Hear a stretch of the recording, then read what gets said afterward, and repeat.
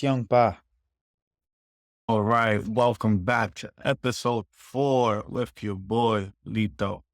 And today we're going to talk about something that I don't think we do enough of, and that's give ourselves credit as parents. And I say that because I was having a conversation the other day, and somebody asked me, like, how was it living in a rehab hospital with your child? And I was like, it was tough because, like, you sleep on a small sofa, you hear machines all night. But something that, like, really sat with me was anytime I went to the kitchen overnight or like anytime I was just like putting Landon in the stroller and just pushing him around so he could just get out the room. I remember like nurses just saying, "Thank you so much. We don't get many dads here. So this is really nice to see." As I look around, if I'm not mistaken, the number was around like 21 mothers were on site and only 5 fathers. And there was this really dope moment where 3 of us like end up meeting in the hallway coincidentally.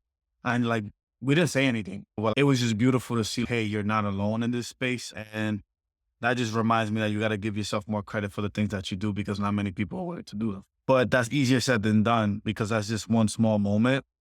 So what I actually wanted to do today was give some tips on what I've been able to do and things I've been able to dissect and think about as I work on giving myself credit because at times you think more about what you can do better rather than what you're actually providing in the moment.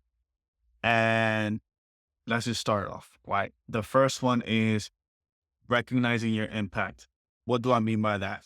There are some fathers that can like really put themselves in a situation where they feel like they have to give everything monetarily because they're like the man of the house. But it's also what else have I done in terms of like emotional development, right? Have I been able to be present for my child like I've previously spoken about? Have I been able to show up for events for my child in terms of, let's say your child is in school, right? Have you been able to go to their recitals? Have you been able to go to something as simple as a parent teacher conference, right? Because our students just need us there. Did I say students again? I definitely said students again. Our children need us there. And it's really important that we just take the small steps to just recognize that we might have not moved mountains, but like kicking a pebble to just get somewhere for them and just show up and be their light in a moment goes a long way. And I think about the football player that was in the news because the coaches were all on backing him up in terms of his character due to his like him transferring in college. And I'm talking about AD Mitchell, right? And AD Mitchell did this thing where he rocked out in Georgia, moved on and transferred to Texas. But a lot of people don't understand that it was much bigger than just playing. It was that he had a daughter that was much closer to the Texas campus than it was to the Georgia campus. So he made a sacrifice, right? And for him, it might be like, I moved for my daughter, right? That might have been a him thing, but not really understanding like me seeing my daughter now, let's say every weekend or multiple times a week, really shows her that her dad is there, shows her that she has her person, shows her that like she might have a quote unquote normal upbringing because a lot of kids tend to question why they might have only one parent if like a parent is far away or if there's a co-parenting process where they don't get to see their other parent often. So he did something and he impacted that child's life by being closer. So just being mindful that there's small things that you can do to just make a difference. And it's different for everybody. All right. Second, celebrate your achievements. And you're probably like, but what have I achieved? What do I deserve an award for? And I always say we think so small and the world so big. And with that, that also comes with belittling our actual efforts. And it could be as simple as making a plan of, hey, I'm going to spend more quality time with my child. And noticing that you just had a movie night, a game night, and you took your child to the park all within a week when previously all you were able to do was maybe just fit in a park visit or watch 30 seconds of a show with your child, right? Like there's things that you get to do that truly impact your relationship with the child, but also motivate you to be a better parent. And as we think about that in parenthood, what we need to start doing is like finding examples, right? Because, and I'm not saying to compare yourself, it's more to say, hey, I see this person celebrating this specific moment. I think I've had similar moments. I just never knew what it meant. My son, let's say, who's food averse, had eaten half a bag of chips, made me super happy. That's a win because we've been working at that. For others, let me see. If I could think, recently I saw Wallow talk about and praise his daughter for graduating college and like talking about the emotions he has and those who came before him showing him how to show up for her. And as someone who is or who was previously incarcerated for a long period of time, being able to see that you as a parent still had an impact on your child and they graduated college and they got a higher education and now you're able to provide for them, that's a win, right? So celebrate that because if you don't celebrate those moments, all you're going to think about is the negative and it's going to pile up and eventually you're just going to be blind to the actual good that you do. And that's something that we have to be mindful of because it could turn real scary. And you just put yourself in the dump thinking like you're always in a bad situation or you're just not a great parent. And with that, and like getting out of the dump or not even getting in it, is embrace your imperfections, right? Parenting is not perfect. Every child is different. Every situation is different. Some people might have more resources. Some people might have more finances. Some people might have more privileges. But at the end of the day, you do with what you got. And if you're mindful of that and you don't live your life, like I said earlier, comparing yourself to every single parent, you'd be okay. You know how many times I'm on Instagram and I see these parents like get sponsored, have these mansions and are able to go above and beyond for their child. And I'm just like, I know I can't do that, but I also know I can't stress myself out trying to get there. What I can do is just be within myself and within my means and say, listen, I know I can't probably do that same exact thing, but I know that I can find an alternative with what I got. And I think that's something that's beautiful and that makes you resilient, but also adaptive as a parent. And just understanding I don't have those means, but I'm going to make it happen regardless. There's always this saying where a lot of folks from poverty have this mindset. I know I didn't have it, but my mom or my dad or my peers or my grandma or my guardian never made me feel like it. And I think that's something that we have to keep going. I know we said like old school parenting is completely different, but that's one thing I agree with in terms of keeping that cycle of letting the child know you're always protected no matter our situation. Okay. Some situations might be a bit more stressful than others. Like it's difficult to hide if like you live in a shelter, right? It's difficult to hide if you don't have food in the fridge, right? Especially if you just don't have money. But what I will say with that is as you continue to be resilient through that process and embrace those imperfections, is also knowing I need to work to get something, right? I need to work to get information on how to fix this essentially plight that I'm going through. Because another thing is if like we just live in that dwell, right? And we just victimize ourselves, it's not gonna get better. Especially for Black and brown people, like we gotta think about the fact that every single system is made to essentially benefit others, not you. And we see that every day, right? We have to work harder to get benefits.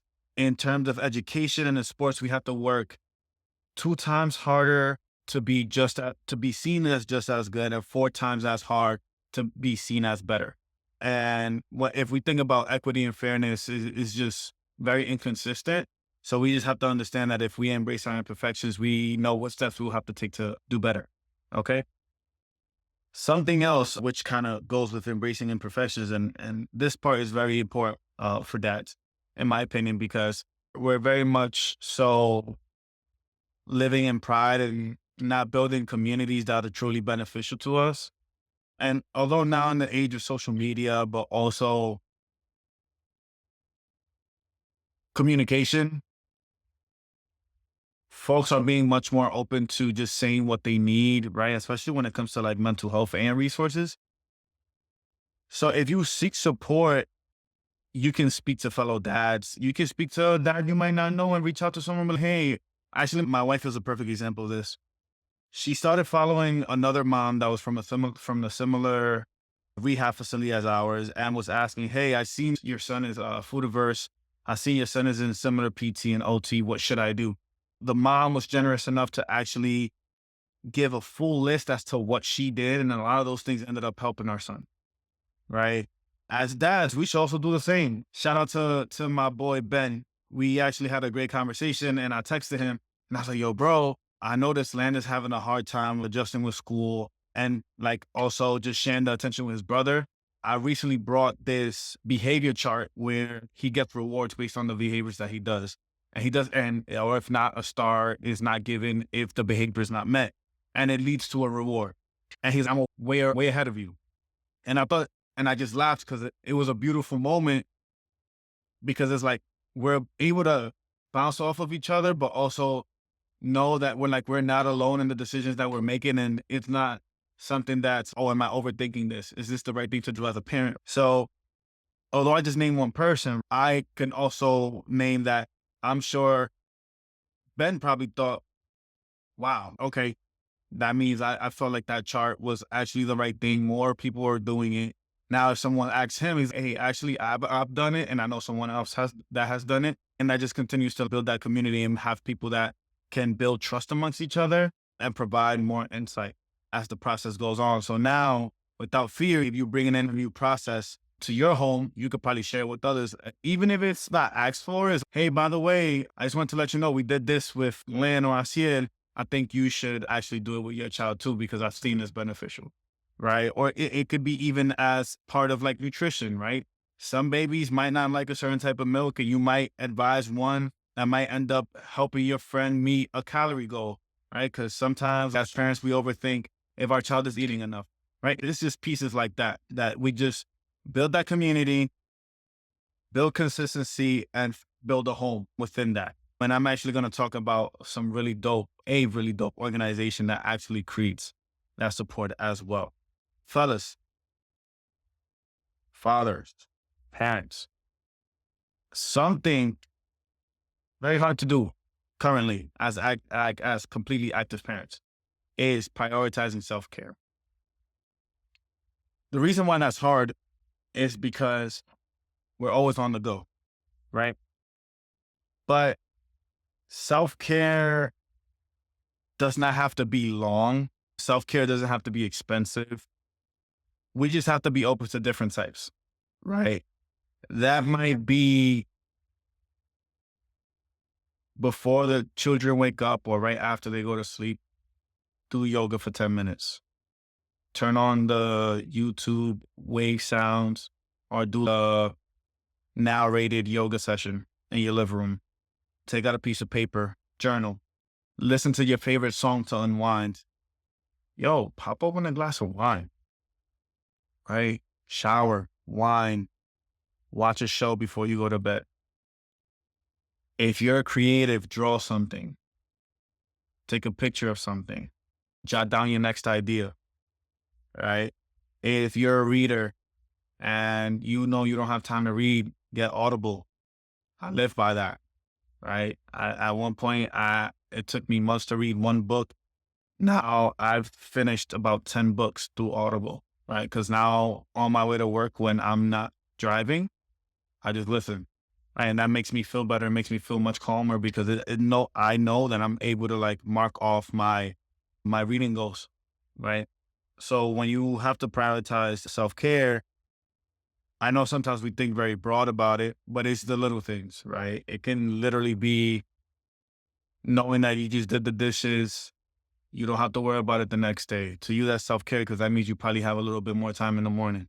So when we think about self-care, don't overthink it, right? Just think about what's going to make you feel good in the moment so you could de-stress, right? Yo, and this is a big one. Cry. Cry. And it hasn't happened since we've really been home. But There were moments where Landon had occupational therapy, physical therapy, speech, and he had a checkup that day while I'm also trying to build my creative business. While also in that moment, I was still learning how to trade stocks, and that day just became a lot. And after everything finished, I cried. Even the nurse had to ask me, like, are you okay? I lost it that day. But after crying for a little bit, I was like, damn, that's nice. And it went back to normal because what I did was I released it. And when you release that tension, you truly become a better version of yourself. All right. Another piece, and that this is part of self care because I think in order to feel better throughout the day, your ideas and your words have to come out. If not, you feel like you're suppressing something. And that's communicating openly. Now, when you communicate openly, you're sharing your thoughts and emotions with like your partner or your child or a family member that allows you to feel seen and understood. But not only that, you allow people to give you credit because sometimes we don't get credit. We don't feel like we have to give ourselves credit because we're not getting credit from other spaces. But then again, a lot of people don't see what we do, right? They just think we're being parents to parents. No, there's so much more than that, right? Like they don't know that for the first time, your child tried a new food. They don't know that for the first time, they learned a new letter in the alphabet. For the first time, they said 5 words in a day when their record is 2. So if you're able to speak that out and communicate that openly, you're giving yourself space, one, to build that community that we spoke about before. You're able to build that self-care because you get to like actually release excitement rather than suppress it, because sometimes when you suppress that excitement, it turns into nobody really cares about me or my child when that's not the case, right? And that allows you to celebrate that achievement, but not only by yourself. Then that becomes a thing where you share that joy with others, right? And then that just becomes a cyclical thing where you're like, yo, I can't wait to tell X person that my child did X thing. And then you just set yourself up to build that routine that then builds you up because now you're excited about everything that's being done now. Like your child is excited. They know how to celebrate. They know when you say, yeah, they have a huge smile on their face. You have a huge smile on your face. And then you just get to share the news. Even if you're a person where if you don't have that community, y'all know if y'all post that on social media and you put it on like your story, you're about to have 100 hearts. And oh my God, you're doing such a good job. And sometimes that's enough, for real. If you don't have that relationship with folks and that's what you need, do it. Okay. And that's still communicating openly, right? In just a different medium. So please be mindful of that. This one is so real because we think so much about what we didn't have that we want to fix it. But in reality, it's just slow it down, set realistic expectations. And by that, I mean, there's long-term goals and short-term goals, right? But there's also a thing about parenting is very subjective because we've already spoken about it. Everybody's situation is different. And I think a lot about a number of celebrities that, although they have a lot of resources, they bring up some really good points. John Cho, when he speaks about parenthood, he says, my main focus is providing a safe space for a child, for my child or children, because he has 2 kids. That's easy. Like that, it's as easy peasy, right? You're not saying I need to move to X location and have a house that's this big and be in this. No, it's I need to provide a safe space. Then you can go about how to do that step by step, right? Because you're not getting ahead of yourself. You just had that goal, right? Or you could think about The Rock. I speak about The Rock a lot because he's someone who's very vocal about his upbringing. And if you watch his like show, or just interviews in general, he speaks about how his love for his dad, but also how that relationship was rocky and how he tries to build off of that in the sense of, okay, for my children, that's not the relationship I necessarily want to have. So what I actually have to do is be different from my children in the sense of being present. Because his dad was busy becoming a star and being a star, that he wasn't there for the Rock as often. But now the Rock is, okay, now I need to take my daughters to school. I need to be there for recitals. I need to be there for events. I just need to be home spending time with them. And like I said, that's not a lofty goal. That's literally the love language of quality time. And we're talking about a dude that not too far from now is probably going to be a billionaire, right? If that's a goal for him, that's a similar goal that we can have, right? Because when we think about making things too far-fetched, we stress ourselves out, and it becomes a thing where we're so focused on reaching that excessive goal that we lose ourselves and we lose the relationships. Or we start missing out on things for the child because now we're overworking ourselves, right? Or just trying to do everything to be perfect for them and make everything perfect for them. When in reality, the actual perfection is you being there and providing what you can in that moment, as long as they're safe and happy. Okay? And this is the last one. Celebrate fatherhood. Take the time to celebrate traditions, make your own traditions, reinforce the importance of having a father. And I think the reason why this one is important because it culminates everything. Because you can't really celebrate fatherhood if you don't do the other 7 steps. And the way you do it is you go back to your community, and because Father's Day is cool and all, but you got to be a bit more consistent than that, right? We're seeing more dads have play dates with their kids. We're seeing a lot more dads being around their friends, even though their friends might not have kids, right? Hey, I might bring my kid to the barbecue, and now like my child has 15 aunties and uncles. Or I could think about the Daddy Stroller Club or Daddy Stroller Social Club in Texas. It was really dope. I saw their Instagram reel the other day where they had close to 100 dads in the park just interacting with each other. And a lot of those dudes, I don't even think know each other. So just imagine that, just seeing dads of color bring all their children to a safe space where they've probably now made best friends, right? And their children might be best friends, or just a sense of relief knowing that you're not alone. So as we move through this process, give yourself credit in fulfilling your duties as a father and as a parent, and continue to do the small things because it just continues to compound. And at the end of it, what you're going to end up doing is creating the best life for yourself and your child. And there's nothing more important than that.